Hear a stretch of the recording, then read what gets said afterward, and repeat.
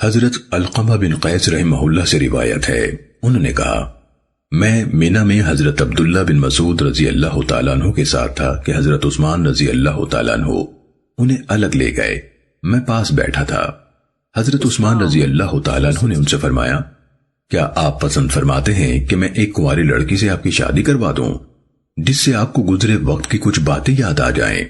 جب حضرت عبداللہ رضی اللہ تعالیٰ عنہ کو محسوس ہوا کہ حضرت عثمان رضی اللہ عنہ کو اس کے سوا اور کوئی کام نہیں جس کے لیے وہ انہیں الگ لے گئے تھے تو مجھے ہاتھ سے اشارہ کیا۔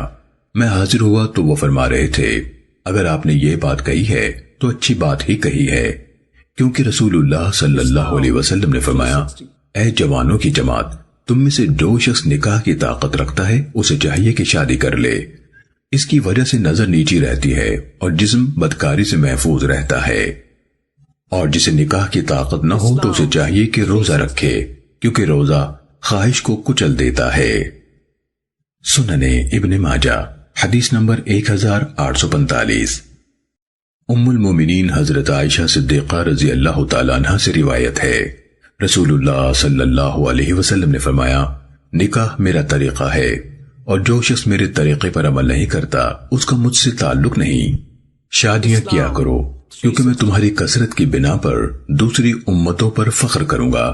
جو مالی طور پر استطاعت رکھتا ہو وہ ضرور نکاح کرے، اور جسے رشتہ نہ ملے وہ روزے رکھا کرے کیونکہ روزہ خواہش کو کچل دیتا ہے۔